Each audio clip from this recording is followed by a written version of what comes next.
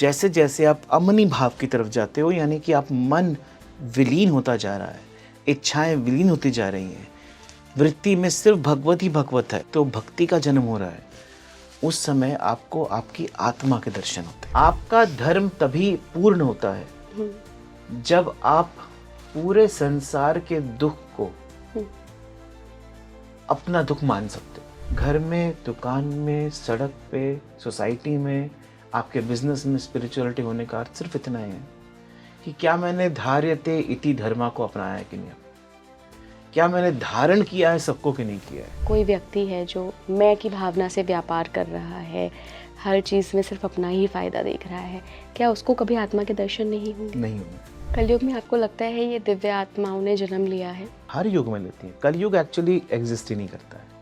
ये तय कौन करता है? उसके कर्म तय करते हैं, या आजकल एक सोल विल नया शब्द प्रचलन में है कि सोल खुद डिसाइड करती है कि मेरे ये कर्म थे, अब मुझे इस लेसन के लिए वापस धरती पर आना है? सोल की जो यात्रा है ना, वो सिर्फ एक ही चीज पर डिपेंड करती है, वो है आपका कर्म। कुछ ऐसे संकेत हैं जिनसे आप फर्क पता कर सकते हो कि ये बुद्धि बोल रही है या आत्मा बोल रही है? आपने आत्मा को सिर्फ 30 सेकंड जबरदस्ती बुद्धि को रोका ना कुछ करने के लिए, तो आत्मा की आवाज बहुत स्ट्रांग हो जाएगी। इस पूरे संसार के अगर सतयुग और कलयुग के बीच में अगर डिस्टेंस कवर करना है ना, तो सिर्फ 30 सेकंड का कवर करना है।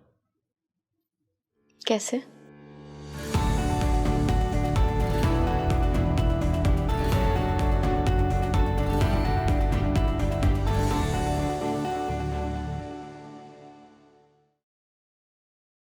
नमस्कार भारत, आप देख रहे हैं स्पीकिंग ट्री। मैं हूं आपके साथ हिला गोस्वामी। आप सभी आत्मा की, परमात्मा की, सोल जर्नी की बहुत सारी बातें सुन चुके होंगे। हमारे ही पॉडकास्ट पे आप डिफरेंट मत सुन चुके होंगे। अगर मैं आपसे ये कहूँ कि आज के पॉडकास्ट में आपको जानने का मौका मिलेगा कि कैसे आप सिर्फ 30 सेकंड की एक प्रैक्टिस के ज़रिए अपनी सोल की आवाज़ को सुन सकते हैं, वो आपसे क्या कहना चाह रही है, काफ़ी सारी मदद हो जाएगी आपकी। कई बार हम ऐसे मुश्किल परिस्थितियों में फंस जाते हैं जहाँ डिसीजन नहीं ले पाते हैं। तो जो रूल आज हमारे गेस्ट ने शेयर किया है, उसको अगर आप अप्लाई करेंगे ना, तो डेफिनेटली आप अपनी आत्मा के साथ कुछ देर के लिए तो जुड़ पाएंगे। तो आज के पॉडकास्ट में हमने बात करी है सोल पर। आत्मा क्या है, कैसे आप उसको देख सकते हैं, उससे जुड़ सकते हैं, सोल जर्नी क्या है। मेरे जो आज के गेस्ट हैं वो भगवत गीता के एक्सपर्ट हैं और बिल्कुल लॉजिकल स्पिरिचुअलिटी को फैला रहे हैं सभी तक। मैं बहुत बहुत स्वागत करना चाहूँगी spiritual business coach Rohit Arora ji का। Welcome on speaking tree. Thank you sir, soul के बारे में आज हम डिस्कशन करेंगे। तो सबसे पहले तो मैं जानना चाहूँगी कि आपकी क्या परिभाषा है सोल को लेकर? जिस तरीके से शास्त्रों में लिखा है, आपने कई चीज़ें पढ़ी भी होंगी, तो आत्मा परमात्मा का एक अंश है। इसका अर्थ क्या है? ये तो एक स्टेटमेंट है ना। मैं आपसे बोलता हूँ दिल, तो घुंघरू बजते हैं। मैं बोलता हूँ कि आत्मा, तो कुछ होता ही नहीं। आत्मा को समझने के लिए ना पहले प्रेम को समझना पड़ेगा, और आत्मा और प्रेम का मैं कनेक्शन एस्टैब्लिश करूंगा आपके सामने, तो धीरे धीरे आपको जीवन के जीने का एक ढंग दिखेगा। तो हम मोस्टली अपने माइंड की वृत्ति से जीते हैं। हमारे मन में जो वृत्ति जनरेट होती है उससे हम जीते हैं। राइट। तो जब आप मोह में होते हैं, और मोह और प्रेम में बड़ा अंतर है। जब आप मोह में होते हैं तो आप काम वासना में होते हैं। उस समय जो वृत्ति होती है ना, उस वृत्ति का रूप होता है स्व। जब वृत्ति स्व आकार की होती है तो वो मोह का रूप लेती है। जब खुद के आकार की होती है तो मोह का रूप लेती है। जब यही वृत्ति क्लीन होते होते, शुद्ध होते होते पर आकार हो जाती है, यानी मेरा उसमें कुछ बचता नहीं, पर का बचता है, दूसरे का बचता है, तो वही मोह प्रेम बन जाता है। और जब यही वृत्ति भगवत आकार बन जाती है तो ये प्रेम भक्ति बन जाता है। अब ये वृत्ति का इवोल्यूशन होते हुए हो क्या रहा है? वृत्ति का इवोल्यूशन होते हुए आपका कर्म शुद्ध होता है, और जैसे जैसे आपका कर्म शुद्ध होता है वैसे वैसे आप अमनी भाव की तरफ जाते हो, और जैसे जैसे आप अमनी भाव की तरफ जाते हो, यानी कि आप मन विलीन होता जा रहा है, इच्छाएं विलीन होती जा रही हैं, वृत्ति में सिर्फ भगवत ही भगवत है, तो भक्ति का जन्म हो रहा है, उस समय आपको आपकी आत्मा के दर्शन होते हैं। अर्थात क्या है? आत्मा परमात्मा का अंश है। इसका अर्थ क्या है? इसको थोड़ा साइंटिफिकली देखते हैं। डेफिनेटली। हमारे आसपास ना पूरा का पूरा कॉन्शियसनेस का फील्ड है, जैसे इलेक्ट्रिसिटी फील्ड है। अब उसमें से एक पॉइंट है जहां पर एपरेटस बैठ गया है, जो एपरेटस एक्चुअली में उस कॉन्शियसनेस को एक्सप्रेस कर सकता है। तो जो अंश, जो पार्ट परमात्मा का उस एपरेटस में है, या हम बोलें कि वो एपरेटस जो जिस पॉइंट पर परमात्मा के अंदर है, उस पॉइंट के अंदर जो परमात्मा का अंश है, उसे आत्मा बोलते हैं। आत्मा क्यों? क्योंकि इस समय वो मेरे एपरेटस में है। शिव सूत्र का पहला सूत्र है चैतन्यम आत्मा। चैतन्यम आत्मा मतलब सिर्फ चैतन्य ही मेरा है, बाकी कुछ मेरा नहीं है। बाकी सब कुछ यही छोड़ के जाने वाला हूं और सिर्फ चैतन्य ही मेरा है। मतलब क्या? कि वो जो पार्ट है जो उस एपरेटस के साथ जुड़ा हुआ है, वो एपरेटस तो टेम्पररी है, लेकिन वो पार्ट तो परमात्मा का पार्ट है, फील्ड है। वो कहाँ जाएगा? तो वहीं रहेगा। अब जैसे जैसे आप कर्म करते हो और अपनी मन की शुद्धि करते हो, वैसे वैसे आप आत्मा को नजदीकी से देखना शुरू करते हो। और जब पूर्ण रूप से शुद्ध हो जाते हो, तो आपको दिखता है कि आत्मा और परमात्मा अलग नहीं थे, वो तो एक ही था। आप स्पिरिचुअल बिजनेस कोच हैं, तो कहीं ना कहीं स्पिरिचुअलिटी और बिजनेस को साथ लेकर चलते होंगे। जब भी हम बिजनेस की बात करते हैं, नौकरी, करियर की बात करते हैं, तो एक प्रैक्टिकल अप्रोच की बात करते हैं। वहाँ आप कैसे इस लॉजिक को और इस कॉन्सेप्ट को अप्लाई करते हैं? क्या है बिजनेस? कर्म ही तो है। जस्ट बिकॉज वो बिजनेस है, किसी ने अपनी कंपनी बनाई है, तो वो कर्म नहीं रह गया, कर्म तो है ही। तो ये क्वेश्चन ना आप नहीं पूछ रहे, बहुत लोग मुझसे पूछते हैं कि बिजनेस और स्पिरिचुअलिटी सेम कैसे हो सकती है। नहीं, सेम हो सकती है डेफिनेटली। बिजनेस माइंडसेट के लिए आपको कहीं ना कहीं स्पिरिचुअल माइंडसेट चाहिए, वो मैं उस बात से अग्री करती हूँ। बट मैं आपसे सीधा ही सवाल करती हूँ। आपने आत्मा के दर्शन किए हैं, महसूस किया है? जी। कैसे संभव हुआ ये? कर्म की शुद्धि से। मेरा कर्म सिर्फ बिजनेस ही है। मैं तो वही करता हूँ। अब ये बिजनेस, जो वर्ड है ना बिजनेस, ये मैं यूज कर रहा हूँ जानबूझ के यहाँ पर, क्योंकि और मेरे टाइटल में भी इस शब्द को डाला है, बिकॉज हम बिजनेस का हिंदी अनुवाद क्या है? व्यापार। व्यापार। Very good. प्यार का ऑपोजिट क्या है? प्यार को ऑपोजिट नफरत। प्यार का ऑपोजिट व्यापार है। क्योंकि जहां पर व्यापार है वहां प्यार नहीं हो सकता। बिल्कुल सही कहा आपने। मैं अगर आपको कुछ देता हूं जी। तो मैं अगर ये एक्सपेक्टेशन से देता हूं कि मुझे कुछ मिलेगा, तो प्यार कहाँ हुआ? तो ट्रेडिंग व्यापार हो गया। तो जब ये शब्द यूज होता है बिजनेस, मेरे लिए बिजनेस प्यार है, दुनिया के लिए बिजनेस शायद व्यापार हो। आप जब बिजनेस में, अपने कर्म में समग्रता से काम करते हैं, सृष्टि के उद्धार के लिए काम करते हैं, आप कुछ भी कर्म करते हैं, बिजनेस में बहुत सारे पीसेस मूव करते हैं। कभी यहाँ पर वेंडर का पेमेंट है, कभी कस्टमर का ध्यान रखना है, कभी एम्प्लॉय का ध्यान रखना है, फैमिलीज का ध्यान रखना है, गवर्नमेंट का ध्यान रखना है। तो बहुत सारे पीसेस, मूविंग पार्ट्स हैं उसके।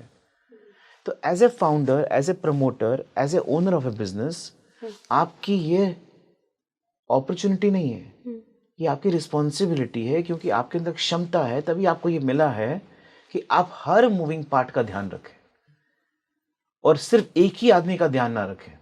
कौन है वो? आप खुद को भूल के जो बिजनेस होता है, वो बिजनेस प्यार हो जाता है, और जो बिजनेस प्यार हो जाता है, वो व्यापार रहता ही नहीं। फिर मुझसे ऐसा क्वेश्चन आता है कि उनका प्रॉफिट नहीं बनेगा क्या? एनजीओ थोड़ी स्टार्ट करनी है। मैंने कहा अगर किसी का भला करने के लिए हमको एनजीओ स्टार्ट करनी पड़ जाए ना, तो फिर तो हमने संसार को बड़े गलत रास्ते पे लेकर जा रहे हैं। चाहे एनजीओ हो, चाहे आपका बिजनेस हो, आपका बिजनेस सोशल रिस्पॉन्सिबिलिटी ही है। उसमें तो प्रोडक्ट बन रहे हैं जो कि दूसरे के फायदे के लिए होते हैं। अगर आप टेक्सटाइल मिल में काम कर रहे हैं या टेक्सटाइल का बिजनेस कर रहे हैं, तो जो गारमेंट्स बना रहे हैं, बनाने में हमको समग्रता रखनी है। जिसके लिए बना रहे हैं उसके बारे में सोचना है, जिसके रॉ मटेरियल को यूज करके बना रहे हैं उसके बारे में सोचना है। जब हम सबके बारे में सोचेंगे और किसी का नुकसान नहीं करेंगे तो ऑटोमेटिकली वो बिजनेस स्पिरिचुअल हो गया। बहुत पहले की बात एक आपके साथ शेयर कर रही हूँ मैं अपनी। हमारे यहाँ एक टेलर जी आते थे, वो घर घर जाके कपड़े लेते थे और सिल के देते थे। एक मैडम थी, उन्होंने उनको हायर कर लिया इतने मिनिमम दामों पे कि ठीक है, उनको एक लगा कि एक परमानेंट नौकरी मिल गई, बट बेचारे वो काम कर रहे थे। लेकिन वो प्रॉफिट कितना कमा रही थी अंदाज़ा भी नहीं लगा सकते आप। तो यहाँ फिर हम क्या कहेंगे, ये तो फिर ट्रेडिंग गलत है। अगर किसी के दुख में दुख को यूज करके हम सुख कमा रहे हैं तो हमारा सुख इनकम्प्लीट है।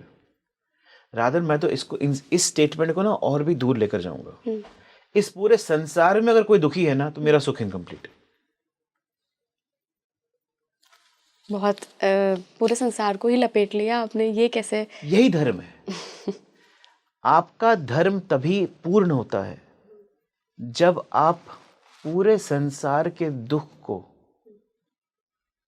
अपना दुख मान सकते हो। सर्वे भवन्तु सुखिनः, सर्वे सन्तु निरामया, सर्वे भद्राणि पश्यन्तु मा कश्चित् दुख भाग् भवेत्। हम सर्वे की प्रेयर क्यों कर रहे हैं? आज के बिजनेसेस क्या हो गए हैं? मन्ने भवन्तु सुखिनः, मन्ने सन्तु निरामया, मन्ने भद्राणि पश्यन्तु। ये जब सर्वे मन्ने हुआ ना, उधर ही बिजनेस व्यापार बन गया। हमारे तो शास्त्रों में लिखा है सबका भला करो भगवान, सबको सुख का दो दान, सबको बुद्धि का दो दान। जब सबकी बात हुई तब मैं उसमें आ गया ना, सब में तो मैं भी हूं। राइट। अगर सबका सुख पूर्ण होगा तब ही मेरा सुख पूर्ण होगा। अब मैंने किसी को दुख पहुंचा के पैसे कमाए तो मेरा पैसा भी अशुद्ध हो गया। वो पैसा जिसके घर पे गया सैलरी के फॉर्म में, वो सैलरी भी अशुद्ध हो गई। वो सैलरी से जो खाना आया वो खाना भी अशुद्ध हो गया। वो खाना जिस बच्चे के अंदर गया वो बच्चा भी अशुद्ध हो गया। हमने पूरी जनरेशन को अशुद्ध कर दिया। तो सिंपल कॉन्सेप्ट है, अगर स्पिरिचुअलिटी सिर्फ ऋषिकेश में मिलती है ना, और स्पिरिचुअलिटी सिर्फ किसी नागा साधु के आश्रम में मिलती है ना, तो वो स्पिरिचुअलिटी भी पूर्ण नहीं। जब तक मेरी दुकान पे स्पिरिचुअलिटी नहीं है, जब तक मेरे कर्म में स्पिरिचुअलिटी नहीं है, जब तक मेरे घर में स्पिरिचुअलिटी नहीं है, और घर में स्पिरिचुअलिटी होने का मतलब मंदिर नहीं है। घर में, दुकान में, सड़क पे, सोसाइटी में, आपके बिजनेस में स्पिरिचुअलिटी होने का अर्थ सिर्फ इतना ही है कि क्या मैंने धार्यते इति धर्मा को अपनाया है कि नहीं अपनाया, क्या मैंने धारण किया है सबको कि नहीं किया है, क्या मैं दूसरे को एडवांटेज सिर्फ इस भाव से देता हूं कि मेरा भी सुख होगा, तो वो एडवांटेज भी अशुद्ध हो गई। जब मैं ट्रेडिंग कर रहा हूं ना हर चीजों में, तो व्यापार बन गया। और कलयुग का प्राइमरी कारण तो यही है कि धर्म के सारे जो स्तंभ थे वो टूट गए, सत्य टूट गया है, दमन टूट गया है, दया टूट गई है, आज ये सब टूट गया है। दान पूरा टूट गया है। दान देता कौन है आज की डेट? दान देने का प्रोसेस पता है क्या है? एनजीओ स्टार्ट की, दान दिया, और वहां जाके ना एक फोटोग्राफर को लेकर गए, फिर फोटो खिंचवाई, फिर फोटो अपलोड कर दी इंस्टाग्राम के ऊपर। ये कौन सा दान है? अगर आपके दान में मैं छुपा है तो वो दान नहीं है। आपके प्रेम में मैं छुपा है वो प्रेम नहीं है। आपके कर्म में मैं छुपा है वो कर्म अशुद्ध है। चलिए मान लेते हैं, एक हाइपोथेटिकल सिचुएशन ले लेते हैं। कोई व्यक्ति है जो मैं की भावना से व्यापार कर रहा है, हर चीज़ में सिर्फ अपना ही फायदा देख रहा है, क्या उसको कभी आत्मा के दर्शन नहीं होंगे? नहीं होंगे, क्योंकि वो सोच रहा है यहाँ तो मैं का निर्माण कर दूं, फिर मैं ऋषिकेश चले जाऊं, फिर मैं तिरुपति चले जाऊं, फिर मैं वैष्णो देवी चले जाऊं। कुछ नहीं होने वाला है, वहां भी व्यापार चल रहा है। आज हम भगवान से क्या मांगने जाते हैं? मांगने ही जाते हैं ना, वहाँ भी ट्रेडिंग चलते हैं। एक काम करना भगवान, मुझे ये कर देना तो मैं नंगे पाँव आऊँगा। भगवान को चाहिए नहीं तुम नंगे पाँव आओ, क्यों दुख देने का अपने को? एक बच्चा जब रो रहा होता है ना, बहुत रो रहा होता है, तो माँ क्या करती है? ये खिलौना देती है एक, फिर नहीं चुप होता, फिर दूसरा खिलौना देती है, फिर नहीं चुप होता, फिर बोलती है कि चल क्या चाहिए तेरे को, वहाँ जाना है वो ले ले। माँ ना उसको बिजी रख रही है। भगवान एक माँ की तरह ही है। और हम रो रहे हैं तो कभी अपने को घर देते हैं, कभी गाड़ी देते हैं, कभी ये देते हैं, कभी वो देते हैं, हमको बिजी रखते हैं। लेकिन अगर बच्चा जिद में आ जाए ना कि मुझे ना कुछ नहीं चाहिए, मुझे आप चाहिए, तब माँ के पास ऑप्शन नहीं रहता, गोद में लेना ही पड़ता है। यही आत्मा के दर्शन है। अगर मैं चीज़ों में बिजी हूँ तो आत्मा के दर्शन कैसे होंगे? तो परमात्मा बोल रहे टाइम नहीं है तो बिजी रह भाई, जब तो रेडी होगा तो आ जाना। तो आत्मा के दर्शन वो माँ और बच्चे के रिश्ते की तरह है। आपके अंदर क्या बदलाव आया इस दर्शन को करने के बाद? मैं तो बहुत पहले हो गया था। पहले क्या थे और बाद में क्या? मैं तो बच्चे में हो गया था, अब तो 7 कितने वर्ष साल की के थे? उम्र में हो गया था मैं तो। लेकिन एक ही चीज का बदलाव है, सब धार्यते इति धर्म। मुझे कुछ गलत दिखता ही नहीं, मेरे साथ होता हुआ गलत नहीं दिखता। हम कश्मीर में थे, कश्मीर से हम निकले, सब कुछ जल गया, हम एक मारुति 800 में आए थे खाली। लेकिन और ऐसा नहीं है कि मेरे माँ बाप को नहीं लग रहा है क्या हो गया हमारे साथ वगैरह वगैरह, लेकिन मुझे तो खुशी हो रही है। और कई बार मुझे लगता था बचपन में कि मैं इतना खुश क्यों रहता हूँ, मतलब यहाँ कुछ हो रहा है। मतलब आई स्टिल रिमेम्बर मेरे दादाजी ने जब देह त्यागा था, मेरे को रोना ही नहीं आ रहा था, क्योंकि मुझे यात्रा आगे बढ़ती हुई दिख रही थी। और मैं उस समय शायद छोटा ही बच्चा था, मुझे घर वालों ने ज़बरदस्ती रुलाने के लिए बोला था कि इनको रुलाओ, तो मेरे को समझ नहीं आया मैं क्यों रोऊं। ये तो नई यात्रा पे गए ना, खत्म तो कुछ होता ही नहीं। और I am talking about when I was I think in 11th standard और 10th स्टैंडर्ड। तब भी माइंड इतना मैच्योर नहीं था, लेकिन मेरे को ये कहीं ना कहीं पे फील था कि कुछ खत्म नहीं होता, सिर्फ चलता है, कुछ रुक भी नहीं सकता। तो death is not the end of a journey, it is the beginning of a new journey. और डेथ, मृत्यु, वास्तविक मृत्यु क्या है? वास्तविक मृत्यु आपके अहंकार की मृत्यु है। अगर आपके अहंकार की मृत्यु आपके शरीर की मृत्यु से पहले हो गई, उसको ही तो मोक्ष बोलते हैं। लेकिन अगर आपके शरीर की मृत्यु पहले हो गई तो फिर एक और जन्म, फिर एक और जन्म, फिर एक और जन्म। ये अहंकार की मृत्यु की यात्रा है, ये यात्रा हम सबकी। और हम जीवित हैं, इसका कारण सिर्फ एक ही है कि अभी भी ईश्वर को हम पे भरोसा है कि ये अहंकार की मृत्यु अपने जीवन की मृत्यु से पहले कर लेगा। मान लीजिए कि अगर सारे लोगों को आत्मा के दर्शन हो गए, सबने अपने कर्मों की शुद्धि कर ली और सबको परमात्मा ही चाहिए, डेफिनेटली लास्ट गोल वही है, सबको मोक्ष भी मिल गया, उसके बाद सृष्टि का क्या होगा? क्या मोक्ष के बाद आप वापस नहीं आते? आते हैं। आपका जन्म क्यों होता है? शिव सूत्र पे जाते हैं, योनि वर्गे कला शरीरम। क्या बोलता है वो? कि इस प्रकृति की गर्भ में आप अपनी इच्छाओं से वापस जन्म लेते हो।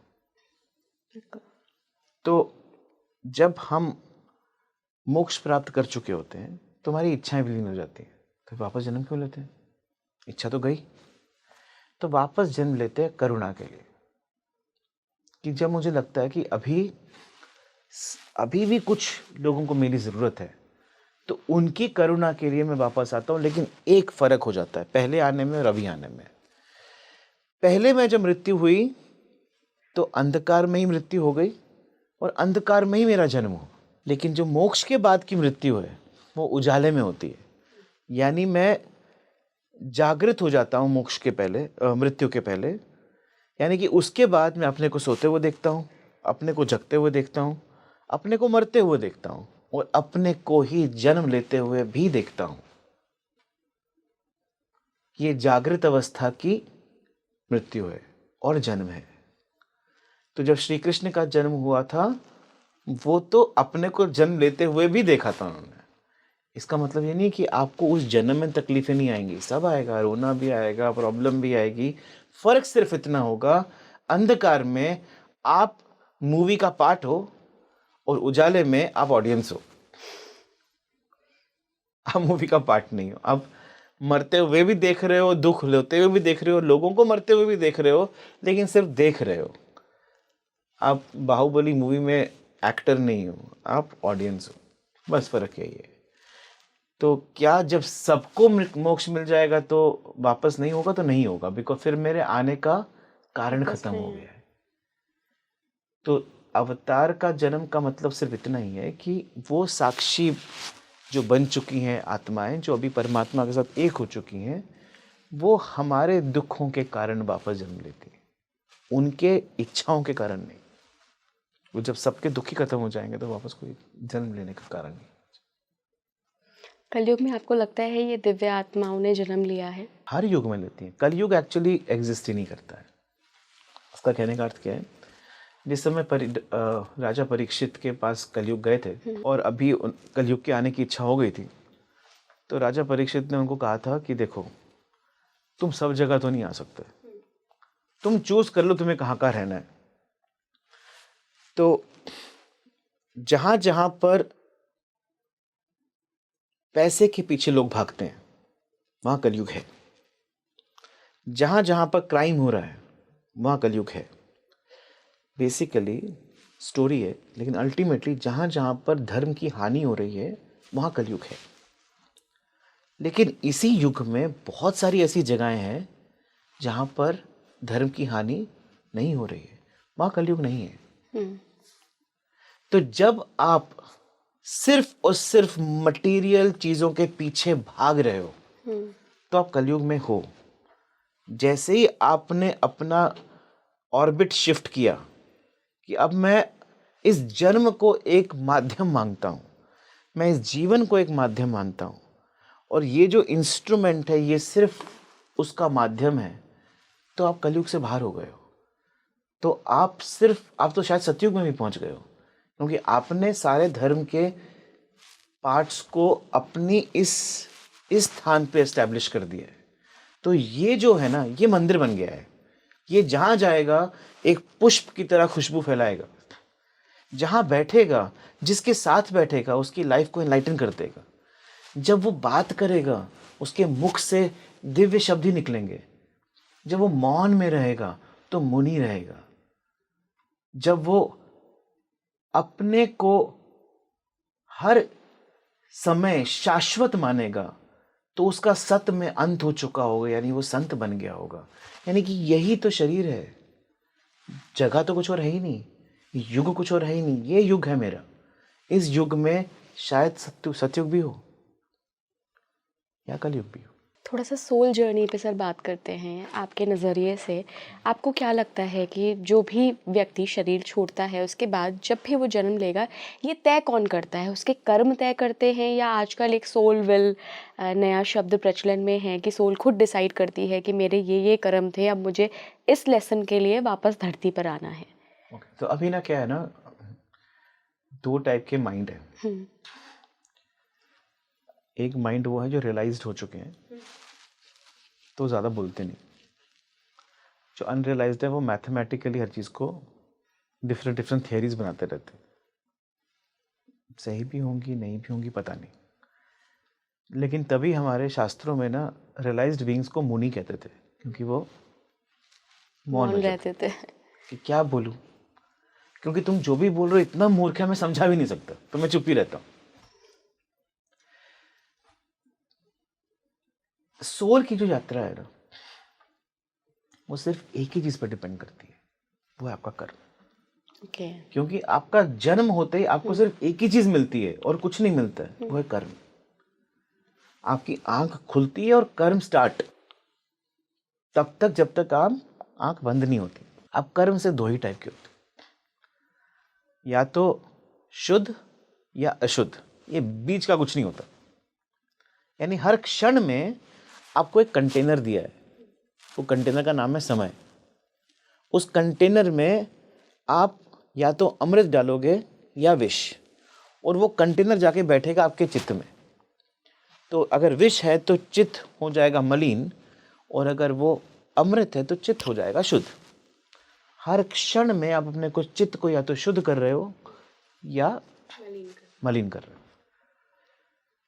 कौन कर रहा है चित्त को शुद्ध मलिन? समय का कंटेनर। और समय के अंदर क्या है? आपके कर्म, अच्छे या बुरे। अच्छे कर्म से मिला हुआ फल वाल कुछ नहीं है, वो कुछ नहीं है। कर्म ही भक्ति है, कोई भक्ति मिलती नहीं है, कर्म ही भक्ति है। अब अर्जुन का एग्जाम्पल लेते हैं। वो बोलते हैं कि मैं तो जा रहा हूं, ये सबको नहीं मार सकता, नहीं मार सकता। और कृष्ण बोल रहे हैं मार। कितना ऑपोजिट लगता है। मारना शुद्ध है, नहीं मारना अशुद्ध है। क्यों? अब ये जो विवेक है ना कि क्या क्या ठीक है क्या गलत है, ये पहला एलिमेंट है आपके रेडीनेस का कि आप मोक्ष की तरफ जा सकते हो कि नहीं जा सकते हो। तो it's a qualification of your mind. पहली क्वालिफिकेशन है विवेक। What is vivek? Vivek is your ability, आपकी क्षमता कि आप एटर्नल और नॉन एटर्नल, शुद्ध और अशुद्ध, सत्य और असत्य के बीच में डिफरेंशिएट कर सकते हो। विवेक का मतलब कोई इंटेलेक्चुअल थॉट नहीं है। विवेक का सिर्फ इतना ही मतलब है कि आप सत्य और असत्य के बीच में कैसे डिस्टिंग्विश करते हो। यही कर्म अभी सत्य है और यही कर्म असत्य हो जाता है। वो क्यों होता है? क्योंकि अगर वो आदमी समझ जाए ना तो बहुत ईजी हो जाता है। ये काम मैं सिर्फ अपने फायदे के लिए कर रहा हूं ना, तो वो असत्य, वो अशुद्ध है। वही काम मैं अपने लिए सोच के ही नहीं कर रहा हूं, मैं सिर्फ पर के लिए कर रहा हूं, स्व आकार वृत्ति नहीं है, पर आकार वृत्ति है, तो वही कर्म शुद्ध हो जाता है। पर सर ये विवेक भी तो हमें प्रारब्ध से ही मिलता है ना। अगर मैं कर्मों ऐसे से ही कर्म मिलता ही है। नहीं करके आई हूँ कि मुझे इस जीवन में वो विवेक मिलेगा, तो मैं तो अर्जित करने में बहुत साल लगा दूंगी। बिल्कुल सही बोल रहे, यही यात्रा है, यही यात्रा है। लेकिन आपको मैं एक आश्वासन देता हूं कि आपके जीवन में श्री कृष्ण आते हैं, आप पहचानते नहीं, लेकिन वो भी जिद्दी है, वो बार बार आते हैं, आप पहचानते ही नहीं। वो आते हैं, हाथ पकड़ते हैं, लेकर चलते हैं, बोलते हैं देख गलत है, लेकिन मैं तब भी वही करता हूँ और मुझे पता होता है मैं गलत कर रहा हूँ।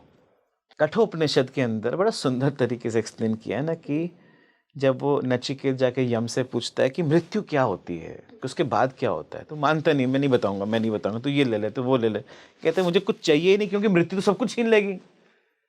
जब तक तुम ये नहीं बताओगे क्या, मैं तो यहां से नहीं जाऊंगा। तो अल्टीमेटली यम हार के बता ही देते हैं कि देखो मृत्यु कुछ भी नहीं है, शरीर रूपी रथ है, घोड़े हैं जो आपके सेंस ऑर्गन्स हैं, वो भागते हैं डिजायर्स के रोड्स के ऊपर। सेंस ऑर्गन्स को लगाम पकड़ी हुई है, लगाम है मन, मन को पकड़ा है आपकी बुद्धि ने।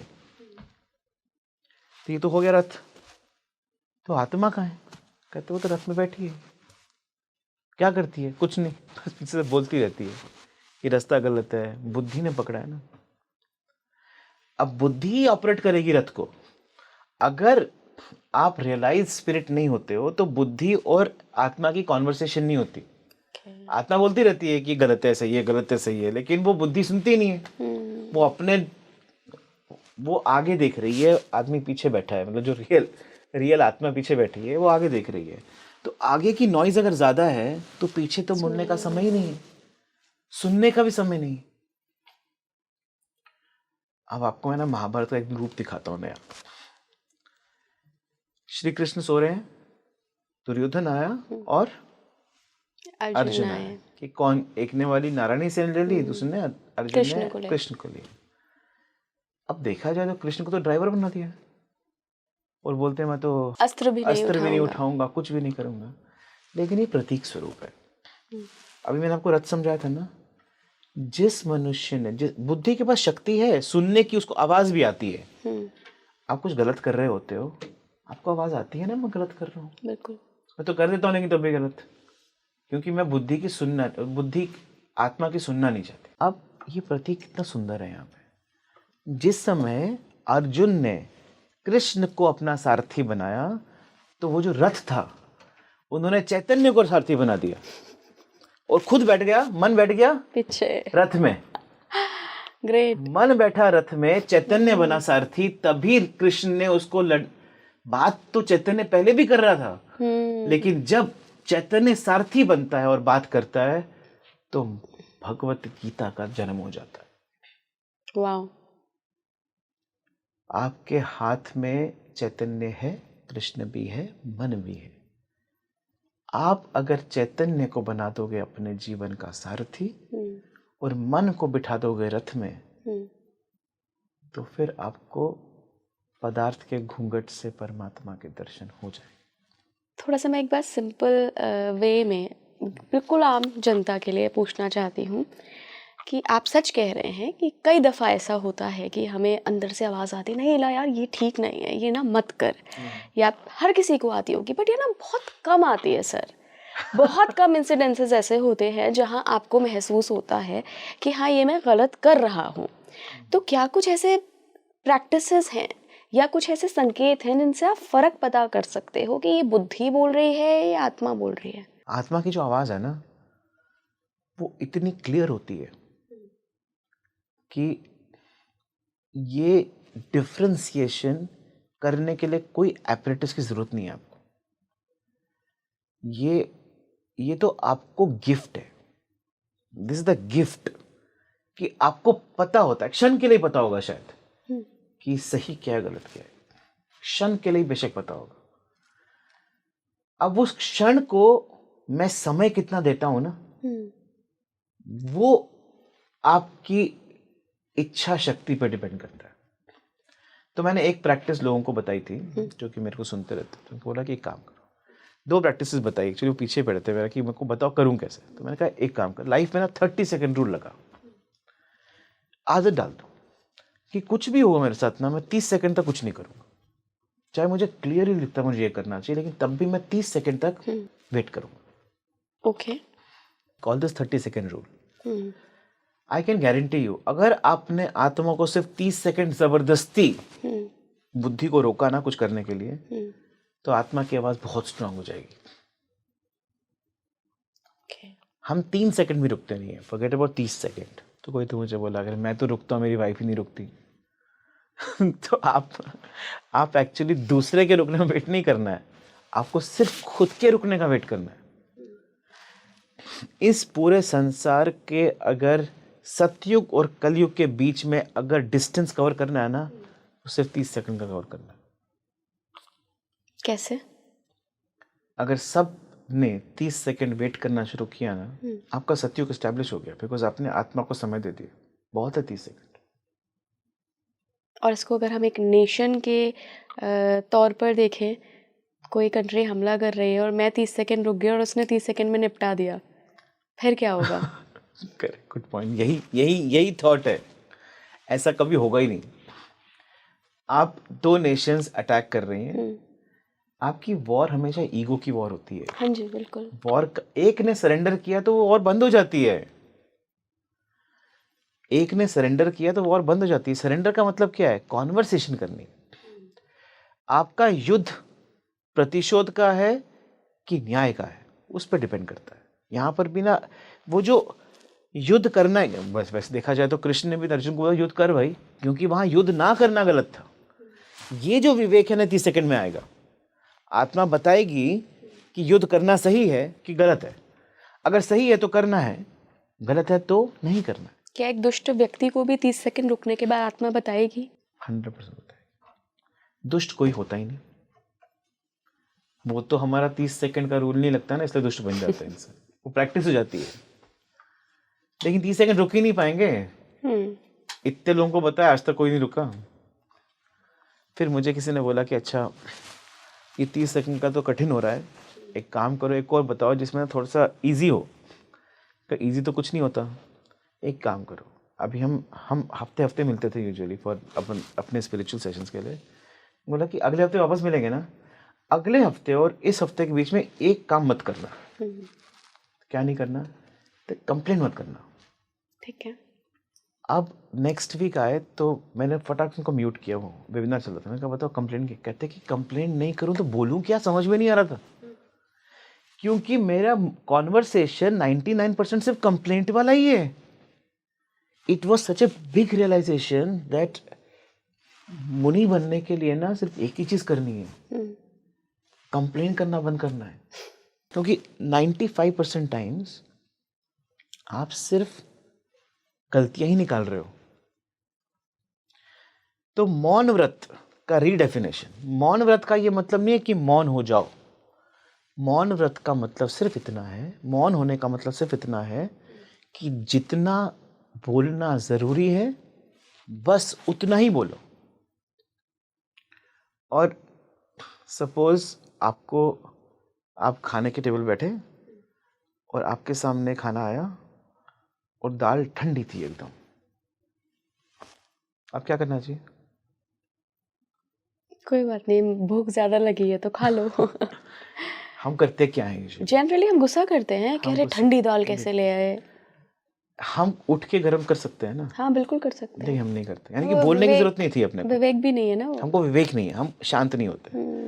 अब मैं अपने बेटे के साथ ना ये करता हूँ एक्टिविटी, अच्छा। I do it quite often. मैं उससे इतना पूछता हूँ, तूने बोल दिया ना, डांट दिया, गाली भी दे दी, चल, लेकिन अब बोल की जरूरी था क्या? ये पेशेंस का गेम है, धैर्य का गेम है। I have seen A tremendous transformation in him because I am acting like a Sarathi for him. I am not letting him not do. I am only making him realize कि जो उसने किया वो जरूरी था।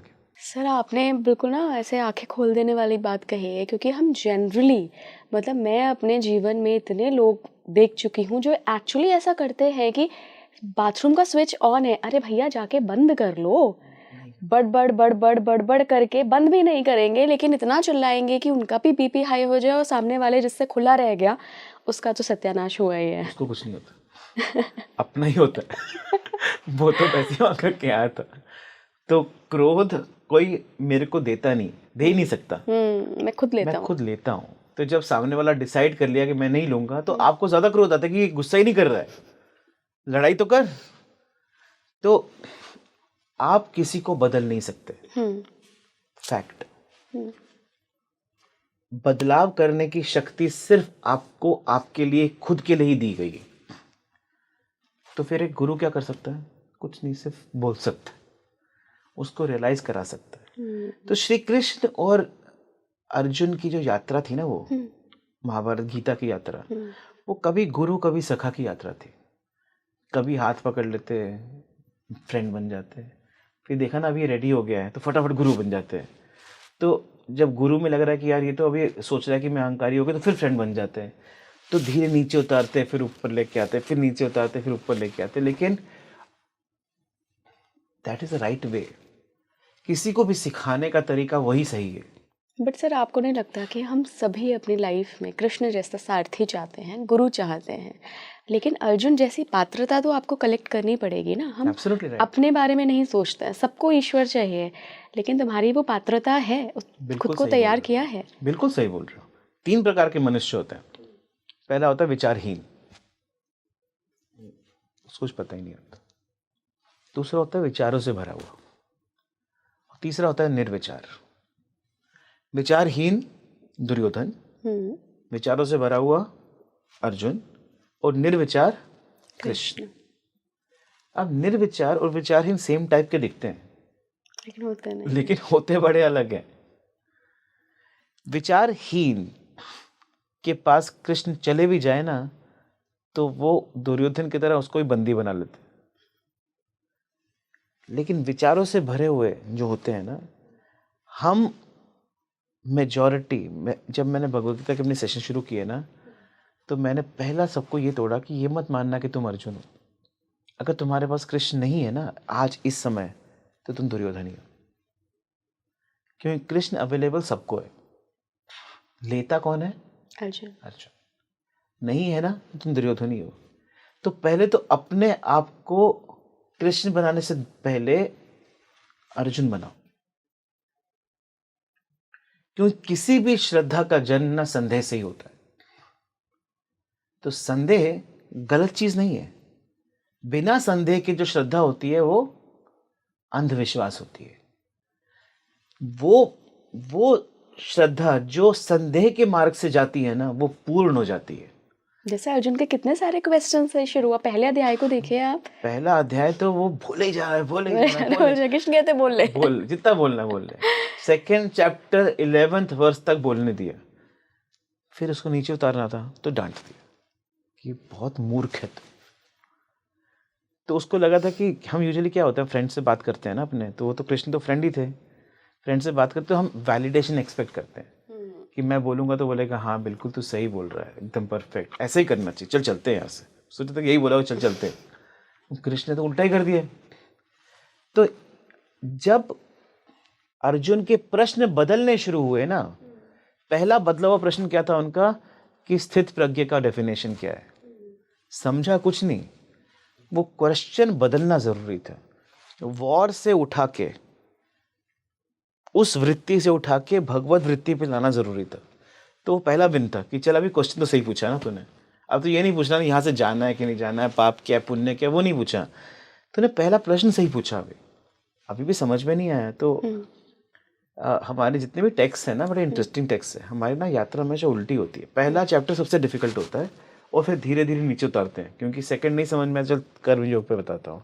कर्म योग नहीं समझ में आया, चल अभी तेरे को समझाता हूँ कि वो अपना साधना कैसे करते हैं। साधना नहीं समझ में, चल भक्ति कैसे करते हैं। भक्ति नहीं समझ में, चल अभी सांख्य तो सेकंड ही था ना, सांख्य सबसे डिफिकल्ट है। नहीं समझ में आया, कुछ समझ, आत्मा क्या होता है, आत्मा तो कुछ समझ ही नहीं आ रहा, आत्मा होता भी क्या है, क्योंकि मैं भी शरीर के लेवल बैठा हुआ हूँ, तो मैं से आत्मा की बात करोगे तो मुझे कुछ समझ में ही नहीं आने वाली है। तो श्री कृष्ण और अर्जुन की यात्रा ना आपके साथ रोज होती है। कृष्ण अंदर ही है, हम बात ही नहीं करते, हमने उसको पीछे बिठा के रखा है। अब वो conversations, and I am telling you while I am talking to you right now, मेरे और मेरे बेटे की कॉन्वर्सेशन कृष्ण के साथ ही होती है। I am making him feel it every single day. और I am home schooling my kids, I am not sending the school, because school में तो गलत ही पढ़ रहे हैं। ये मेरा कहाँ पे रियलाइजेशन हुआ, when my son was in I think senior KG, and he said I want to speak a poem in this thing, और उसने फॉरबिन निर्वाणा षटकम सुनाया। और टीचर से जाके पूछा, बता रहा था कि he was explaining things which I told him. वो टीचर ने बोला कब गलत है, तो घर पे कंफ्यूज हो गया, कहते गलत क्या है, आप सही बता रहे हो, वो सही बता रही है। तू घर बैठ। I am very conscious about कि चित्त में क्या जा रहा है, क्योंकि बच्चे की नर्चरिंग अगर भागवत वृत्ति से नहीं होगी ना, तो डिप्रेशन में जाएगा बाद में। आज डिप्रेशन क्यों है, क्योंकि स्ववृत्ति है ना, स्व आकार वृत्ति होगी तो डिप्रेशन ही होने वाला है। पर आकार तो है ही नहीं, भागवत आकार तो बहुत दूर की बात है। एक जनरल परसेप्शन, और उसको मैं डर ही कहूँगी लोगों का, क्योंकि कई सारे पेरेंट्स ने मेरे साथ ये बात शेयर करी है कि जब भी हम अध्यात्म की बात करते हैं, जब हम भगवत भक्ति की बात करते हैं, तो और बच्चों को सिखाने की बात करते हैं, और जैसा कि आपने अपना एक्सपीरियंस बताया कि आप होम स्कूलिंग ही कर रहे हैं और उसके चित्त में वो चीज़ें डाल रहे हैं, पेरेंट्स को थोड़ा सा एक डर रहता है, और मैं इसको एक तरह से मिथ ही कहूँगी उनका, कि कहीं बच्चा इतना भी धार्मिक ना हो जाए कि कुछ अचीव ही ना कर पाए, बाबा ना बन जाए। ये एक्चुअली पेरेंट्स का बहुत बड़ा डर होता है। ये कलयुग का पहला स्तंभ है। श्री कृष्ण से पूछा गया था कलयुग में ऐसा क्या होगा, तो श्री कृष्ण ने पहला पॉइंट बोला था, पहला कैरेक्टरिस्टिक कलयुग होगा कि अगर कोई बच्चा धर्म के रास्ते पे जाना चाहेगा तो माँ बाप उसको घर बिठा देंगे। पहला पॉइंट। दूसरा पॉइंट, अभी ये प्रॉब्लम स्टेटमेंट है जिसका सल्यूशन थोड़ा कठिन है। माँ बाप बच्चों को स्कूल क्यों भेजते हैं बताओ? पढ़ लिख के बड़ा आदमी बनेगा। आधे से ज़्यादा लोग तो मुझे लगता है उनका पर्पस यही होता है कि शरीफ बनेगा, अच्छे संस्कार मिलेंगे, एक सिस्टम में जाएगा तो आगे कुछ अचीव करेगा, हमारी भी देख रेख करेगा, ऑफ कोर्स कुछ अचीव करेगा। तो ओके, करेक्ट है, पार्शियली। अभी ना मेरे को जब ये और आई whisper in universe things happen, तो मैंने कहा ये स्कूल तो बहुत ही प्रॉब्लम है, मेरे को एक स्कूल दो मैं चलाने के लिए। और नेक्स्ट डे मुझे स्कूल मिल गई। We operate a school in Ahmedabad right now. और मैं वहाँ पर ना प्रिंसिपल को पहले निकाला, बिकॉज प्रिंसिपल ही रॉन्ग। फिर बहुत सारे टीचर्स का निष्कासन हुआ। मैंने तो स्कूल को आध्यात्मिक बना दिया। मैंने एक कोर्स बनाया साइंस ऑफ सेल्फ, सीबीएसई के कोर्स में नहीं है, लेकिन मेरे को तो पढ़ाना है कि आत्मा क्या है, मतलब क्या है, धर्म क्या है। We made one chapter by chapter. पढ़ाएगा कौन लेकिन फिर टीचर्स को ट्रेन किया। Very slow process it was. लेकिन आपको बताऊं, बच्चे की ग्रोथ में ना 2 लोगों का बहुत हाथ रहता है, 3 लोगों का, पेरेंट, टीचर और बच्चा खुद। आपको शायद सरप्राइज होगा या शायद पता भी होगा, 99% parents are sending children to school क्योंकि उनको फ्री टाइम चाहिए। उनको उनका करियर बनाना है खुद का। गलत कुछ भी नहीं बोल रहे हो, लेकिन फिर बच्चे को जन्म देने का समय निकालना चाहिए था। बच्चे को जन्म दिया ना, एक आत्मा को इस धरती पे लाए ना, समय देना पड़ेगा। आपकी रिस्पॉन्सिबिलिटी है। कैसे दे समय? नौकरी छोड़ दें? सब तरीका निकालिए। बच्चे को तो नहीं छोड़ सकते। और अगर आप सोच रहे हो कि स्कूल भेज के बच्चा धार्मिक बनेगा, तो प्लीज नेटफ्लिक्स का एडोलेसेंस देख लो। और मैं स्कूल ऑपरेट करता हूं, मैं बता रहा हूं कि सत्य है वो।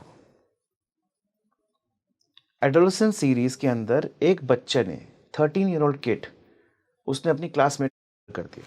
और ये कोई फिक्शन नहीं है, ये सत्य आज के स्कूल्स का, कि जहां पर चित्त की अशुद्धि हो रही है। क्यों हो रही है? टीचर्स कौन है? टीचर्स कोई भांत आत्मा बैठी है क्या वहां पे? टीचर्स को अपनी लाइफ में प्रॉब्लम्स हैं, घर में प्रॉब्लम्स हैं, घर में कुछ नहीं कर पाती तो स्कूल में बच्चे को आकर डांट देती है। आज कौन टीचर बनता है? बाय चॉइस कोई नहीं बनता है। करेक्ट ना? आप ये मानते हैं ना? बिल्कुल। Teaching is considered as the last profession. जबकि अगर देश को एक अलग आयाम पे पहुंचाना है ना, तो चाणक्य की जोन में जाना पड़ेगा। लाइक आईएएस है ना, आईटीएस होना चाहिए, इंडियन टीचिंग सर्विसेज। टीचर बनने के लिए you should have cleared ITS. उसका पे स्केल अलग होना चाहिए, गवर्नमेंट डिफाइंड होना चाहिए। उसके करिकुलम के अंदर तो अच्छा कंटेंट होना ही चाहिए, लेकिन जो लोग टीचिंग कर रहे हैं वो आईआईटीएन लेवल के होने चाहिए। आज क्या है, एकदम उल्टा पिरामिड है। बच्चा स्मार्ट है ना, तो स्कूल वो सोचता है वेस्ट ऑफ टाइम। अगर बच्चा इंटेलिजेंट है ना, तो होम स्कूलिंग से बेटर ऑप्शन आज नहीं है। मेरे को बहुत लोग, it's a difficult for me, वो तो me and my wife are clear about it कि हमको ये करना है, and my wife has dedicated her life for this. लेकिन मेरे को तो सोसाइटी से क्वेश्चन है कि बच्चे का सोशल स्किल क्या होगा। मैंने कहा कि आप ट्राई करना। मेरे बेटे को या मेरी बेटी को, मैं डॉटर से 6 years old, बच्चों के बीच में रखने का, she will shine like anything. At 6 years of age, she is already black belt taekwondo. She is doing dancing. She understands Sanskrit. She is doing all what she cannot do in school. अब ये प्रश्न तो आता है कि समय किधर है? तो अभी तो जन्म दिया है ना आपने, तो आपका ये प्रश्न ही गलत है। आप अगर मेरे टाइम में जाएं, मतलब आप कुछ साल पहले जाएं, तो स्कूल में ना 2 कैटेगरी के बच्चे हुआ करते थे, अच्छे बच्चे, बुरे बच्चे। याद है आपको? A section, B section. नहीं, अच्छे बच्चे कुछ बिहेवियर में अच्छे होंगे, पढ़ाई में अच्छे होंगे, ऐसे अच्छे होंगे। कुछ होंगे जो कि बंक मारेंगे, ये करेंगे, वो करेंगे। हमारे यहाँ तो सेक्शन भी ऐसे ही डिसाइड होते थे। सेक्शन भी कि अलग अच्छे इंटेलिजेंट बच्चों को, बढ़िया तो फिर क्या करते हैं वो, कुछ बच्चे तो मतलब गलत संगत में चले जाते हैं। फिर वो स्कूल में ही फिर लिख कर भी आ रहा है, फिर स्कूल में वॉल्स पे गंदा गंदा लिखा है टीचर्स के बारे में। ये एक टाइम था जहाँ पर ये प्रपोर्शन था, गुड बैड का। आज क्या हो गया है, गुड 0 हो गया है, बैड ही हो गया है। और अगर आप उस मेजोरिटी में नहीं हो ना, और आप अच्छे हो, घर में पेरेंट्स ध्यान देते हैं, तो वहां जाके ना आप डिलेमा में आ जाते हो कि सही क्या है। फोमो भी होता है। फोमो तो आपका जीवन का सत्य बन गया है। 9 इयर्स की एज में लोगों के बच्चे तो आध्यात्म ना हम कलयुग के सबसे लास्ट लेयर पे आने वाले हैं अभी, और हर घर में कलयुग है आज की डेट। आपको एक्चुअली एडोलेसेंस देखना चाहिए। मेरी वाइफ देखने को रेडी नहीं थी, मैं कहा देखना ही पड़ेगा। First scene is police is entering and arresting the child. Dad को समझ ही नहीं आ रहा है क्या हो रहा है, ये माँ बाप को समझ नहीं आ रहा क्या हो रहा है, क्योंकि मानने को रेडी नहीं है ना मेरा बच्चा ऐसा हो सकता है। तो मुझे लगता है अगर ये रियलाइजेशन चाहिए तो एक फिल्म या सीरीज देख के तो नहीं आएगी। आपको उस लेवल की शुद्धि अपने कर्म, सबसे पहले पेरेंट्स को या जो भी अपनी लाइफ में बदलाव चाहता है उसको ज़रूरत है। जहाँ से हमने टॉपिक शुरू किया था मैं उसको वहाँ ही लेके आऊँगी। हम आत्मा पे बात कर रहे थे और मैं आखिर में कुछ टिप्स आपसे लेना चाहूँगी अपने दर्शकों के लिए कि अगर सब कुछ लाइफ में बैलेंस करना है, चाहे वो बच्चे हों, चाहे आपका करियर हो, चाहे बिजनेस हो, चाहे जो भी आप लाइफ जी रहे हों, चाहे आप एक हाउस वाइफ ही क्यों ना हो, तो कैसे हम आत्मा तक पहुंच सकें और हम संसार में रहकर ही ये काम करें। और संसार में रहकर ही ये काम करना है, क्योंकि संसार का डेफिनेशन ये नहीं है जो आपके आसपास हो रहा है। क्योंकि आपके आसपास हो तो सेम ही चीज़ रही है, लेकिन कुछ लोग उसमें सही देखते हैं, कुछ लोग उसमें गलत देखते हैं। आपके पास एक ही एलिमेंट है, जैसे मैं शुरू से बोला था कि कर्म ही एलिमेंट है। कर्म में फर्क ही नहीं पड़ता आप क्या करते हो। एक माँ घर पे 99% टाइम अपने बारे में नहीं सोचती है, इसलिए 99% टाइम वो खुश रहती है। 1% टाइम उसके मन में वो विचार आता है कि क्या कोई मेरे बारे में पूछता ही नहीं है। मतलब बर्तन देखो वहीं रख देते हैं, कपड़े देखो वहीं रख देते हैं। वो 1% टाइम जो है ना, वही टाइम है जब घर में कलेश हो जाता है कि आज मम्मी का मूड ठीक नहीं है, सब कमरे में बैठो, क्योंकि आज वो अपने बारे में सोच रही है। जब सबके सब सिर्फ अपने बारे में सोचने लग जाएं तो क्या होगा, घर का तहलका मच जाएगा, खत्म हो जाएगा। That home will not be A home, it will be fight only, ego tassels everywhere. और ऐसा होता है, हर एक के घर में होता है। There are few spirits in the home जो घर की समता मेंटेन करती है और बाकी सब डिस्ट्रॉय करने में लगी रहती है। और जो मेंटेन करती है ना, उसकी रिस्पॉन्सिबिलिटी होती है कैसे रेफरी बने वो, तो रेफरी बनती रहती है। अगर सच में आपको अपनी आत्मा की यात्रा करनी है तो पहले स्व आकार वृत्ति से पहला कदम है पर आकार वृत्ति। मैं तो बोल ही नहीं रहा हूँ भगवत आकार वृत्ति नहीं करने की जरूरत है, पूजा भी करने की जरूरत नहीं। आप सिर्फ दूसरे के बारे में सोचो। आप कुछ भी करो पहले सोचो कि इसमें दूसरे का क्या है। जैसे ही वो करना शुरू करोगे आपके अंदर एक बहुत शांति की लहर आएगी, एकदम शांति की लहर आएगी। फिर एक दूसरा कैटेगरी ऑफ काम होगा जो लोग आपके साथ बुरा करेंगे। होता है एक तो कैटेगरी होता है मैं करता हूँ कुछ तो उसमें मैं बुरा नहीं करूँगा। दूसरा कैटेगरी होगा जहाँ लोग आपके साथ बुरा करेंगे, उस समय आपकी वृत्ति होनी चाहिए क्षमा आकार वृत्ति। जब क्षमा आकार वृत्ति का जन्म होता है तो ऑटोमेटिकली चित्त की शुद्धि हो जाती है और शांति का जन्म होता है। ये दो काम किए ना, पर आकार वृत्ति और क्षमा आकार वृत्ति, तो आपकी आत्मा की यात्रा मोक्ष की तरफ शुरू होगी। बिल्कुल, मुझे लगता है कि 30 सेकंड वाला फॉर्मूला भी प्लीज़ अप्लाई करके ज़रूर देखिएगा। मैं आज से शुरू करने वाली हूँ, मुझे बहुत इंटरेस्टिंग लगा ये फॉर्मूला। एक दफ़ा अनुभव तो करके देखें, क्या पता लाइफ में चेंजेस आ जाए। बहुत बहुत धन्यवाद जुड़ने के लिए, और काफ़ी इंसाइटफुल रही है आज की हमारी कॉन्वर्सेशन। एंड आई होप कि आप सभी को कुछ ना कुछ अपने लिए ज़रूर मिला होगा, जहाँ से एक शुरुआत हो सकती हो। कैसा लगा ये पॉडकास्ट मुझे कमेंट बॉक्स में बताइएगा। जुड़े रहिए स्पीकिंग ट्री के साथ। नमस्कार।